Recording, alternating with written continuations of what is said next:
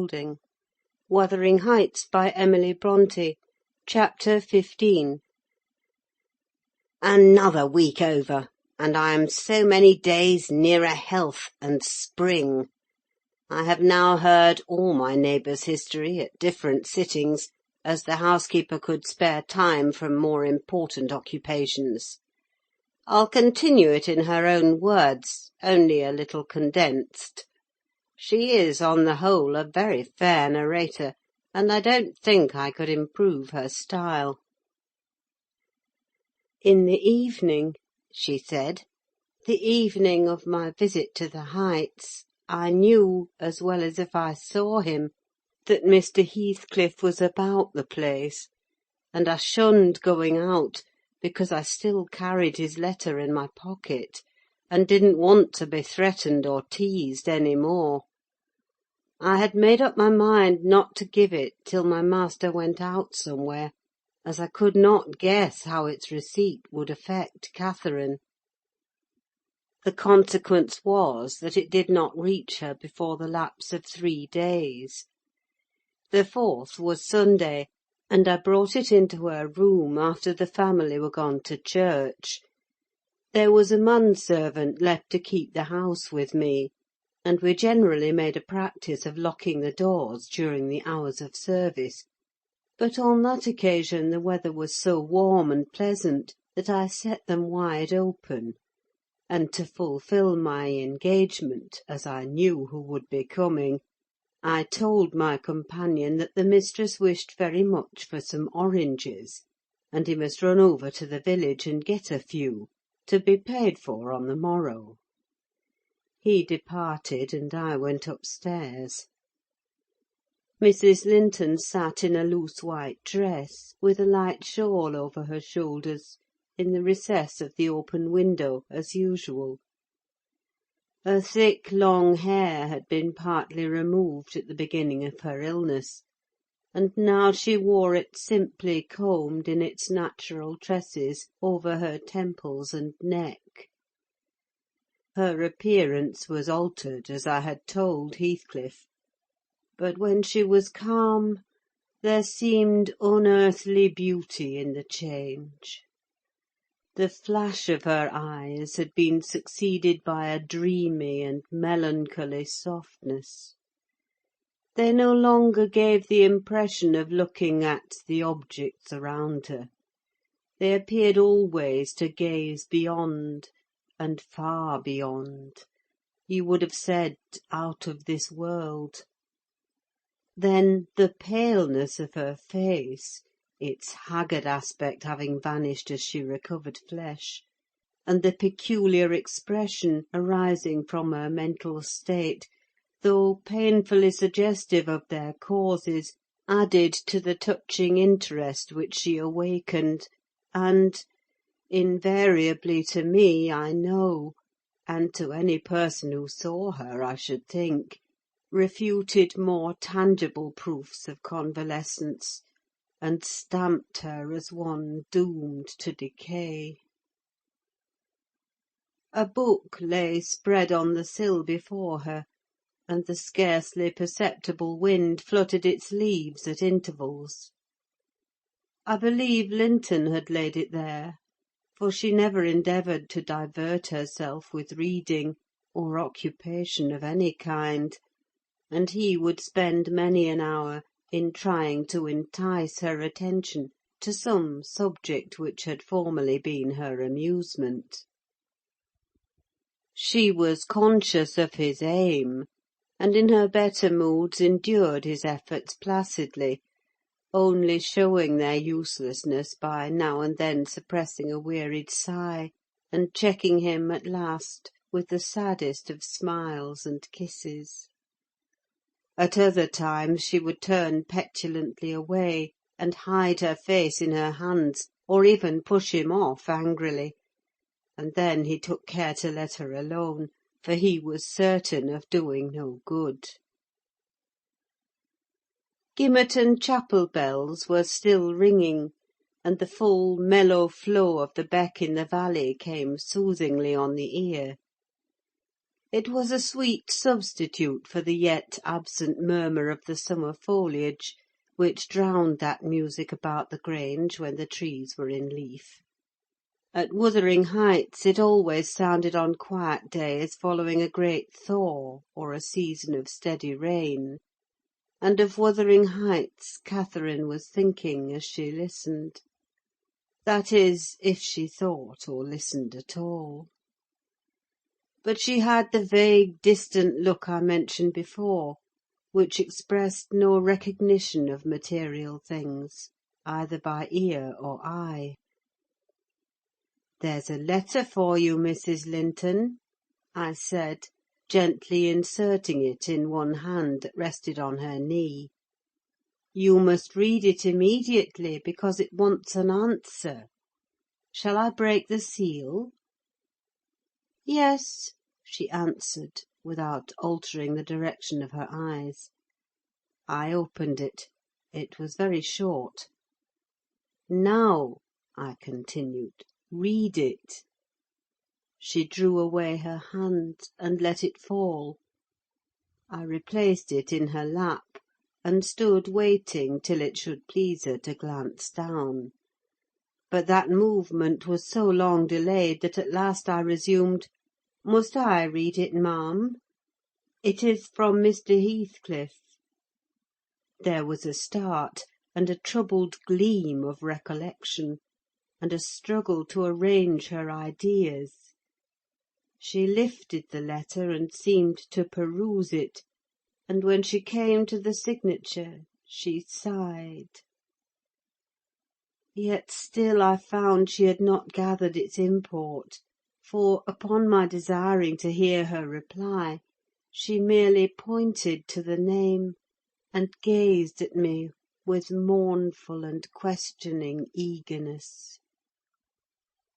"Well, he wishes to see you," said I, guessing her need of an interpreter. "He's in the garden by this time, and impatient to know what answer I shall bring."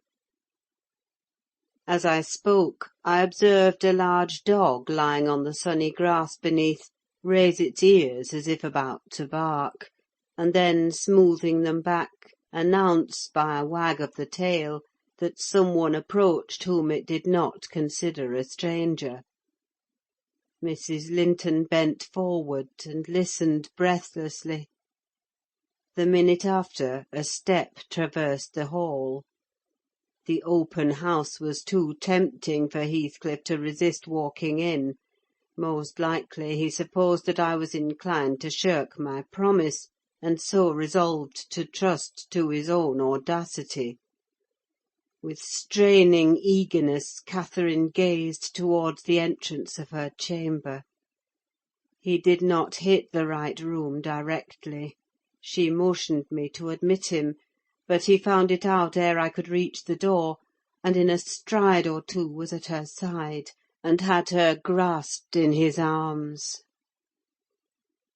He neither spoke nor loosed his hold for some 5 minutes, during which period he bestowed more kisses than ever he gave in his life before, I daresay.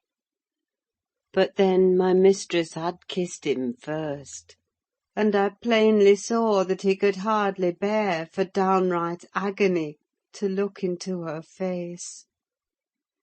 The same conviction had stricken him as me from the instant he beheld her, that there was no prospect of ultimate recovery there. She was fated, sure to die. "Oh, Cathy! Oh, my life! How can I bear it?" was the first sentence he uttered, in a tone that did not seek to disguise his despair. And now he stared at her so earnestly that I thought the very intensity of his gaze would bring tears into his eyes. But they burned with anguish: they did not melt. "What now?" said Catherine, leaning back and returning his look with a suddenly clouded brow. Her humour was a mere vein for constantly varying caprices. "You and Edgar have broken my heart, Heathcliff, and you both come to bewail the deed to me, as if you were the people to be pitied. I shall not pity you, not I. You have killed me, and thriven on it, I think. How strong you are! How many years do you mean to live after I am gone?" Heathcliff had knelt on one knee to embrace her. He attempted to rise, but she seized his hair and kept him down. "I wish I could hold you," she continued bitterly, "till we were both dead. I shouldn't care what you suffered. I care nothing for your sufferings. Why shouldn't you suffer? I do. Will you forget me? Will you be happy when I'm in the earth? Will you say 20 years hence, 'That's the grave of Catherine Earnshaw. I loved her long ago, and was wretched to lose her, but it is past. I've loved many others since. My children are dearer to me than she was, and at death I shall not rejoice that I'm going to her. I shall be sorry that I must leave them. Will you say so, Heathcliff?" Don't torture me till I'm as mad as yourself," cried he, wrenching his head free and grinding his teeth. The two, to a cool spectator, made a strange and fearful picture. Well might Catherine deem that heaven would be a land of exile to her, unless with her mortal body she cast away her moral character also. Her present countenance had a wild vindictiveness in its white cheek, and a bloodless lip and scintillating eye, and she retained in her closed fingers a portion of the locks she had been grasping. As to her companion, while raising himself with one hand, he had taken her arm with the other, and so inadequate was his stock of gentleness to the requirements of her condition, that on his letting go I saw 4 distinct impressions left blue in the colourless skin. "Are you possessed with a devil?" he pursued savagely. "To talk in that manner to me when you are dying? Do you reflect that all those words will be branded in my memory, and eating deeper eternally after you have left me? You know you lie to say I've killed you; and, Catherine, you know that I could as soon forget you as my existence. Is it not sufficient for your infernal selfishness that while you are at peace I shall writhe in the torments of hell?" "I shall not be at peace," moaned Catherine, recalled to a sense of physical weakness by the violent, unequal throbbing of her heart, which beat visibly and audibly under this excess of agitation. She said nothing further till the paroxysm was over. Then she continued, more kindly, "I'm not wishing you greater torment than I have, Heathcliff. I only wish us never to be parted. And should a word of mine distress you hereafter, think I feel the same distress underground, and for my own sake forgive me. Come here and kneel down again. You never harmed me in your life. Nay, if you nurse anger, that will be worse to remember than my harsh words. Won't you come here again? Do!" Heathcliff went to the back of her chair and leant over, but not so far as to let her see his face, which was livid with emotion. She bent round to look at him: he would not permit it. Turning abruptly, he walked to the fireplace, where he stood, silent, with his back towards us. Mrs. Linton's glance followed him suspiciously; every movement woke a new sentiment in her. After a pause and a prolonged gaze, she resumed, addressing me in accents of indignant disappointment. "Oh, you see, Nelly, he would not relent a moment to keep me out of the grave. That is how I'm loved. Well, never mind. That is not my Heathcliff. I shall love mine yet, and take him with me. He's in my soul. And," added she musingly, "the thing that irks me most is this shattered prison, after all. I'm tired of being enclosed here. I'm wearying to escape into that glorious world, and to be always there, not seeing it dimly through tears, and yearning for it through the walls of an aching heart, but really with it and in it. Nelly, you think you are better and more fortunate than I. In full health and strength, you were sorry for me. Very soon that will be altered. I shall be sorry for you. I shall be incomparably beyond and above you all. I wonder he won't be near me," she went on to herself. "I thought he wished it. Heathcliff, dear, you should not be sullen now. Do come to me, Heathcliff." In her eagerness, she rose and supported herself on the arm of the chair. At that earnest appeal he turned to her, looking absolutely desperate.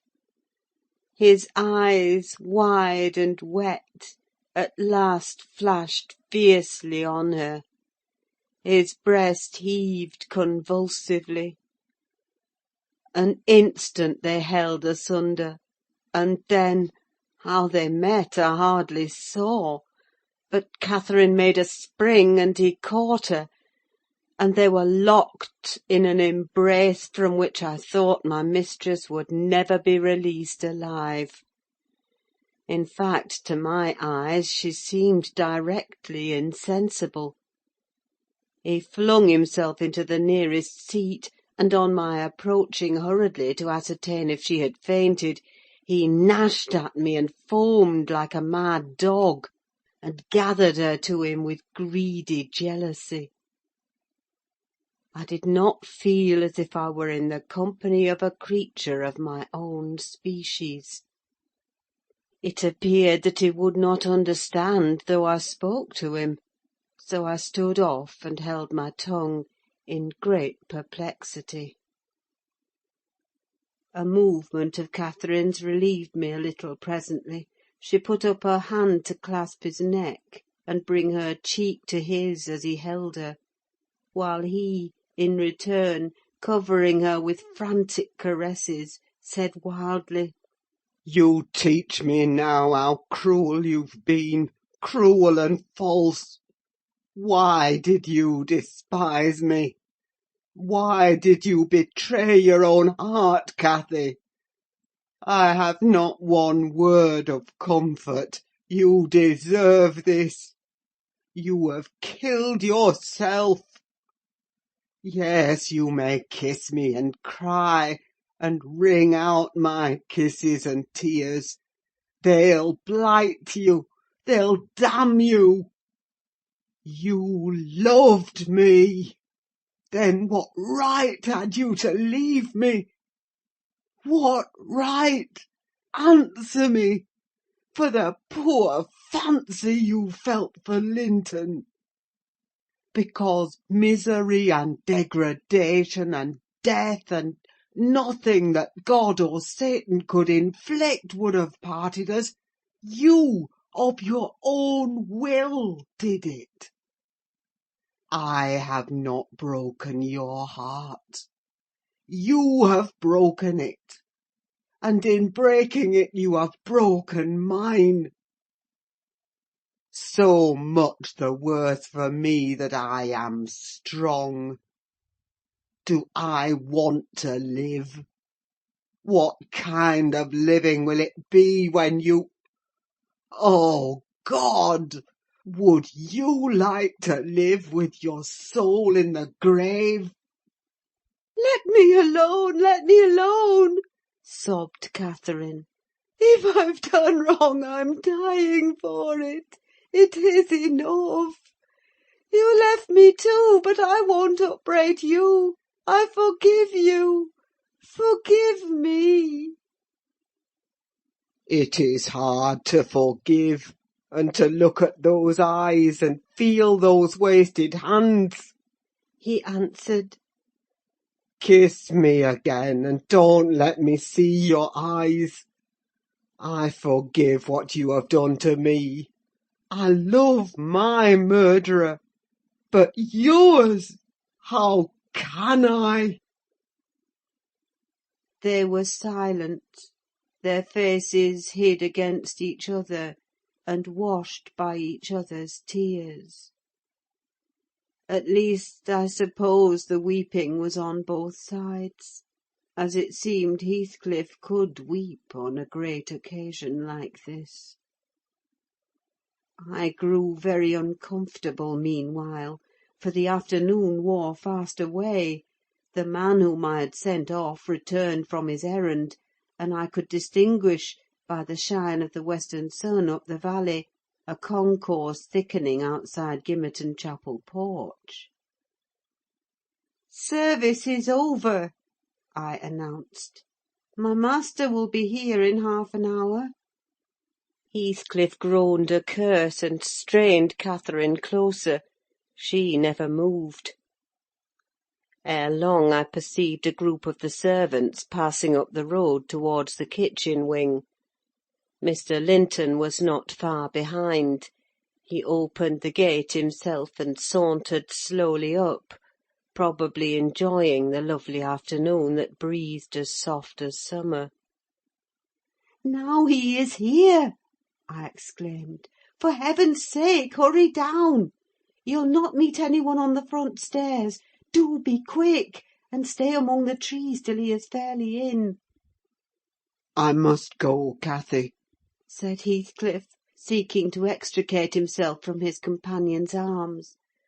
but if I live I'll see you again before you are asleep. I won't stray 5 yards from your window.